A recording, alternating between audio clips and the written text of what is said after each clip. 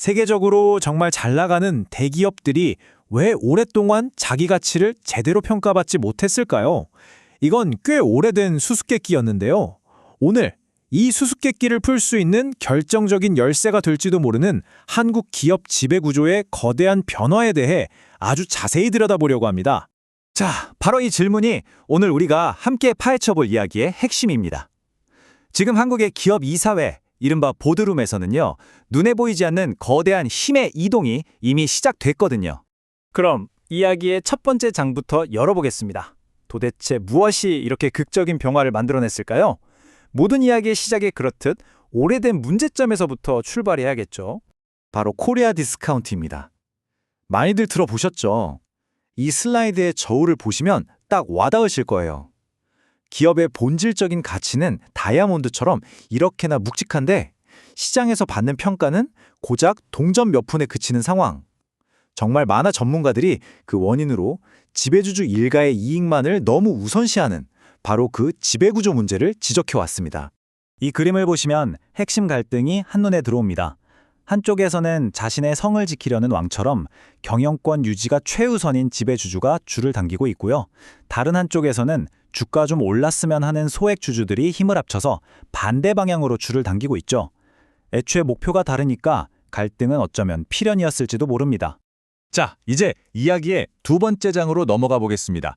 바로 이 기울어진 운동장을 바로잡기 위한 법적인 장치들, 그러니까 게임의 규칙 자체를 근본적으로 바꾼 아주 결정적인 전환점들에 대한 이야기입니다. 모든 변화의 중심에는요, 바로 이 이사의 충실 의무라는 법적인 개념이 있습니다. 이게 뭐 당연한 소리 같지만 이 의무의 대상이 누구냐에 따라서 모든 게 달라지거든요. 바로 이겁니다. 이 그림이 정말 기념비적인 변화를 보여주는데요. 예전에는 이사의 충실 의무라는 방패가 오직 회사라는 추상적인 개념만 보호했어요. 하지만 이제 개정된 상법에 따라서 그 보호 대상이 회사 그리고 모든 주주로 확대된 겁니다. 이게 그냥 단어 몇 개 바꾼 게 아니고요. 이제 이사들은 모든 주주들의 이익을 고려해서 의사결정을 내려야 한다는 아주 강력한 법적 의무가 생겼다는 뜻입니다. 이사회를 견제하는 가장 중요한 조직이 바로 감사위원회잖아요.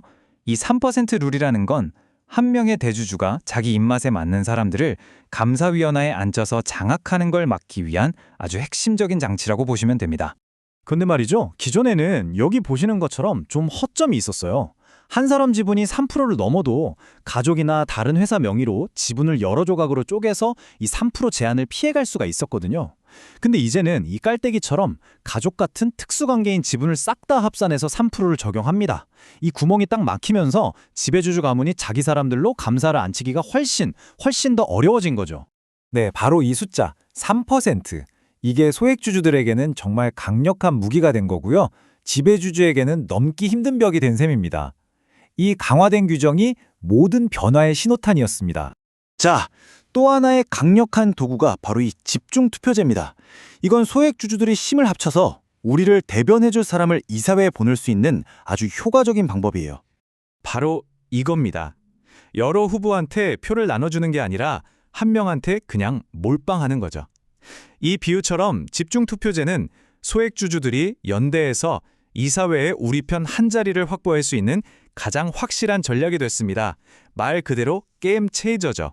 이건 정말 중요한 제도적인 보완책이에요. 예전에는 일단 지배주주한테 우호적인 이사들을 싹 다 뽑아놓고 그 안에서 감사위원을 선임했거든요.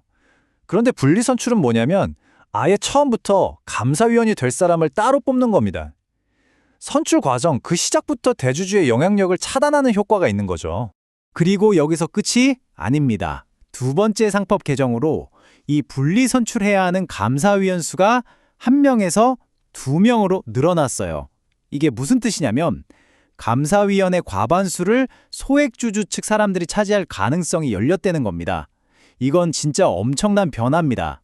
자, 이제 이야기의 세 번째 장 클라이맥스입니다. 이렇게 바뀐 규칙들이 처음으로 적용된 실전 무대, 바로 2026년 주주총회에서는 과연 어떤 일들이 벌어졌을까요? 무려 2,478개 상장사의 데이터를 보니까 이 변화의 물결이 얼마나 거셌는지 바로 알 수 있습니다. 가장 많았던 안건, 압도적이죠? 정관 변경입니다. 새로운 법이 시행되면 기업들은 제일 먼저 자신들의 헌법이나 마찬가지인 정관을 그 법에 맞게 뜯어 고쳐야 하거든요. 84.5%의 기업이 정관을 바꿨다? 이건 이 법 개정이 거의 모든 상장사에 영향을 미치는 거대한 사건이었다는 걸 의미합니다. 그럼 구체적으로 뭘 바꿨는지 이 그래프를 한번 보실까요? 보세요. 거의 90%에 가까운 기업들이 사회이사라는 명칭을 독립이사로 바꿨고요. 70%가 넘는 기업은 아예 독립이사 비율 자체를 높였습니다. 그리고 우리가 앞에서 살펴본 그 중요한 이사의 충실 의무를 정관에 딱 명시한 기업도 절반이 넘죠. 이건 법의 변화가 기업들의 실질적인 행동을 이끌어내는 더 이상 피할 수 없는 거대한 흐름이 되었다는 걸 증명하는 겁니다. 하지만 우리가 지금까지 본 변화는 시작에 불과합니다. 이미 수면 위로 떠올라서 우리를 기다리고 있는 다음 개혁 과제들이 있거든요. 앞으로 우리가 주목해야 할 세 가지 큰 이슈입니다. 첫째, 회사를 쪼개거나 합칠 때 소액주주들이 피해보지 않도록 하는 것. 둘째, 알짜 자회사를 또 상장시켜서 모회사 가치를 떨어뜨리는 이중상장 문제를 해결하는 것. 그리고 셋째, 회사가 팔릴 때 지배주주만 비싸게 주식을 파는 게 아니라 모든 주주가 동등한 기회를 갖도록 하는 의무공개 매수제도. 이 모든 것들이 소액주주 보호를 더 강화하는 방향으로 나아가고 있는 겁니다. 자, 그럼 이제 결론을 한번 내려보겠습니다.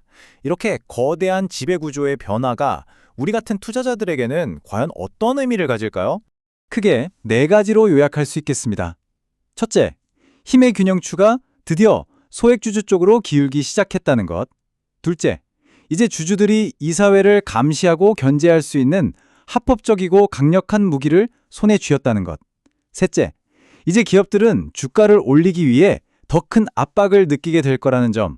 그리고 마지막으로 이 모든 변화가 마침내 고질적인 코리아 디스카운트를 풀어낼 열쇠가 될 수 있다는 겁니다. 이 거대한 균형 재조정은 과연 한국 경제에 잠재되어 있던 그 막대한 가치를 세상 밖으로 끌어낼 수 있을까요? 이 질문에 대한 답은 앞으로 우리 모두가 계속해서 지켜봐야 할 아주 흥미진진한 이야기가 될 겁니다.